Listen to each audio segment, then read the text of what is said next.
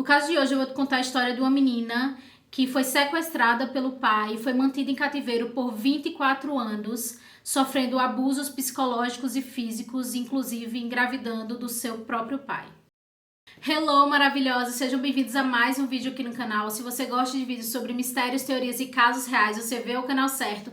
Então já se inscreve aí embaixo para não perder os próximos vídeos. Já deixa o curtir agora no início porque me ajuda muito e também me segue nas minhas outras redes porque lá a gente consegue ter um contato muito mais próximo. Bom, recado dado, então vamos pro caso de hoje.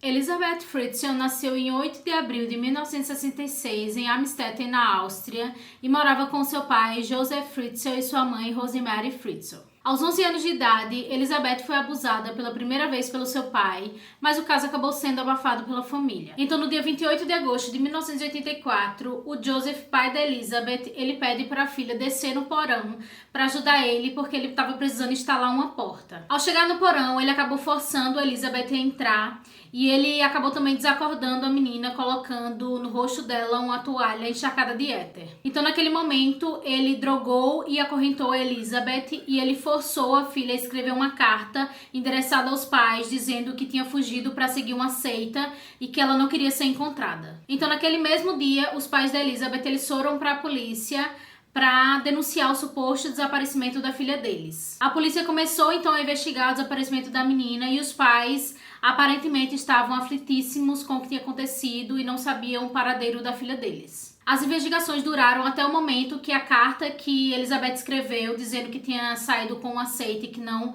era para ser procurada acabou chegando, supostamente, à casa dos pais.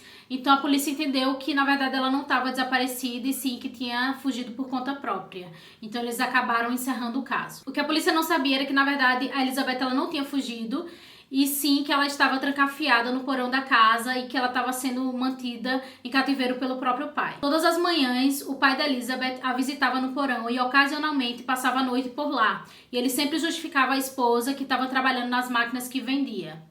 A mãe da Elizabeth ela não sabia nada do que estava acontecendo. Ela realmente achava que a filha tinha fugido e simplesmente não foi atrás, né? Já que a polícia concordou que não era um desaparecimento e que sim tinha sido uma opção da Elizabeth ir embora de casa.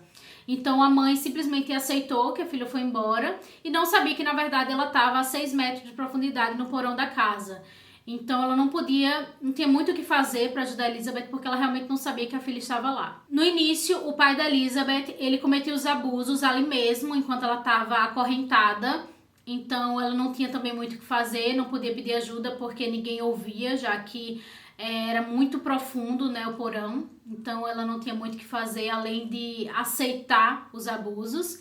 E com o decorrer do tempo, o Joseph ele foi dando um pouco mais de liberdade para Elizabeth, inclusive ele acabou ampliando o porão. Então meio que ele fez uma casa subterrânea para Elizabeth e em alguns momentos ela não estava acorrentada, porém ela não conseguia fugir justamente porque o porão ele era trancafiado. Então entre 1988 e 1989, depois de estar há 4 anos em cativeiro, a Elizabeth ela fica grávida e dá à luz a uma menina chamada Kirsten. E 2 anos depois ela engravida novamente de um menino, dessa vez que ela colocou o nome de Stefan. Então as duas crianças elas passam a morar com a Elizabeth lá no porão. E elas crescem junto com a Elizabeth, recebendo apenas comida e água. E nesse processo que elas estão crescendo, a Elizabeth também ela tenta educar as crianças da maneira que ela pode. Então, em 1993, a Elizabeth ela dá luz a mais uma criança, mas essa criança ela foi tomada dela e foi deixada, supostamente, pela Elizabeth em frente à casa dos avós. E com a criança tinha uma carta dizendo que a Elizabeth tinha dado luz a essa criança, mas que não queria cuidar dela e que ela queria que ficasse com os avós.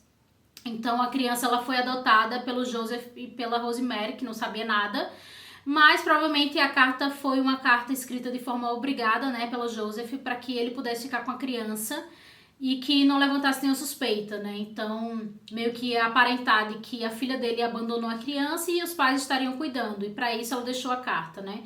Então, o Joseph já tinha feito isso a respeito do desaparecimento da filha. Então, supostamente, ele fez isso também a respeito do filho / neto, né? Então, para que ele pudesse cuidar da criança junto com a esposa. Então, em 1994, no ano seguinte, a Elizabeth tem uma outra criança e a criança novamente é deixada na frente da casa dos avós, novamente pela Elizabeth, juntamente com uma carta dizendo que ela não queria cuidar da criança. E essa criança, mais uma vez, é adotada pelo Joseph e pela Rosemary. Então, em 1996, a Elizabeth ela fica grávida novamente, porém, dessa vez ela fica grávida de gêmeos. E durante o parto, um dos gêmeos morre, então apenas um ficou vivo, conseguiu nascer, e o outro morre e o corpo do bebê é incinerado pelo Joseph. Em 1997, mais uma criança aparece na frente da casa de Joseph e Rosemary, também sendo o filho da Elizabeth, juntamente com uma carta dizendo que ela não queria cuidar da criança.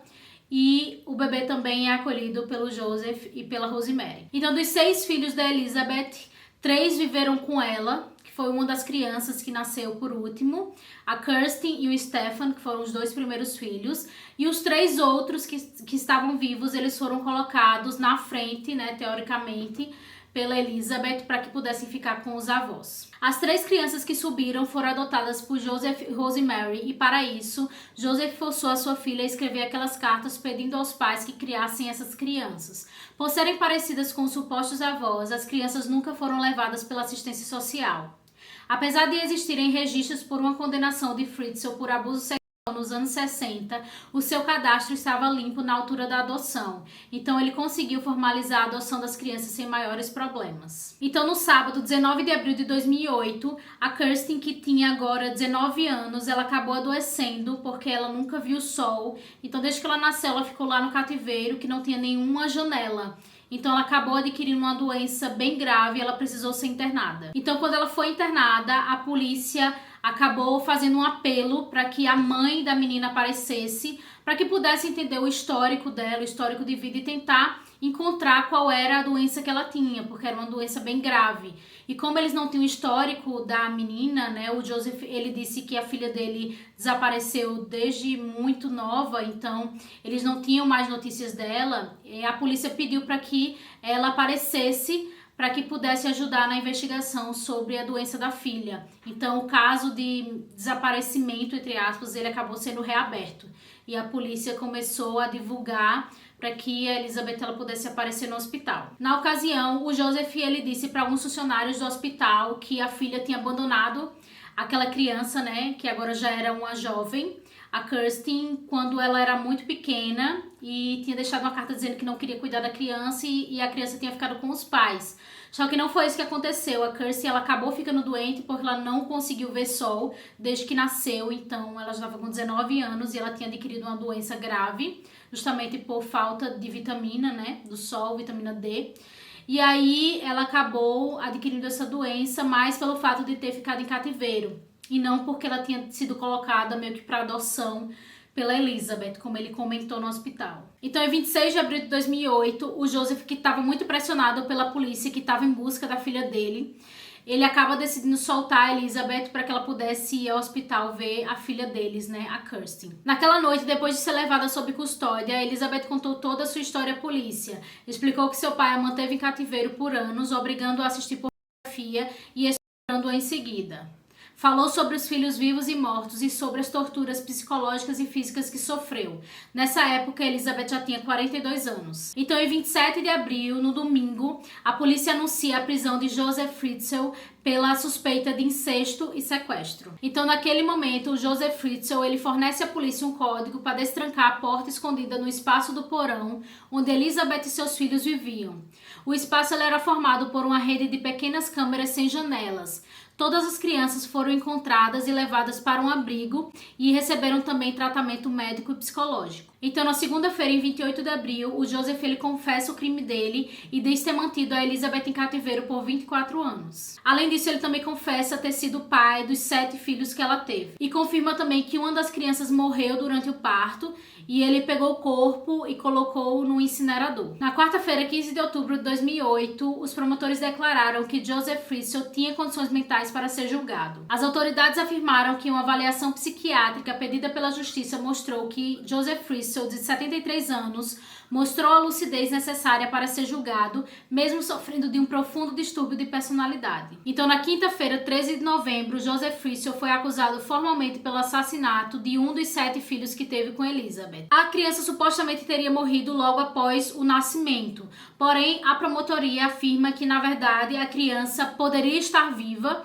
mas por negligência do Joseph Fritzl de procurar ajuda médica, a criança acabou morrendo. Então, ele acabou também sendo culpado pelo assassinato da criança. Na segunda-feira, 16 de março de 2009, o Joseph ele vai a julgamento e ele se diz culpado, sim, de manter a Elizabeth por 24 anos em cativeiro e também pelo crime de incesto e estupro.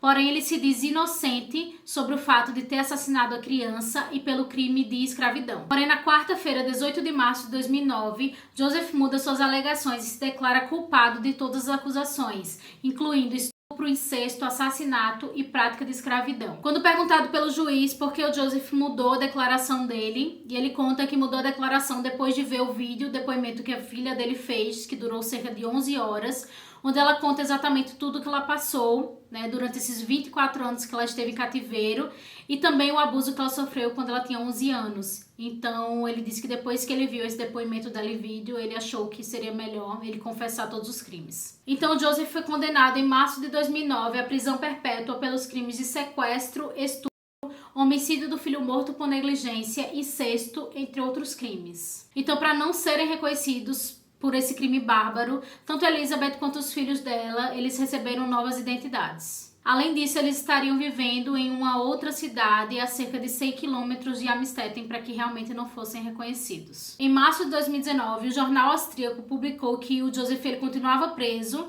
mas aos 83 anos ele estava sofrendo com demência. O jornal também escreveu que a Elizabeth ela estaria casada e a Kirsten, com 29 anos, estaria namorando. Além disso, o Stefan, de 28 anos, ele estaria planejando ser marinheiro e um outro filho da Elizabeth, ele estaria trabalhando na Câmara Municipal de Amstetten. Esse foi um caso que teve uma grande repercussão e, na época, o Joseph ele ficou conhecido como o Monstro de Amstetten e, aos 88 anos de idade, a partir de 2024, ele vai poder pedir a sua liberdade condicional depois de pagar uma pena de 15 anos em regime fechado.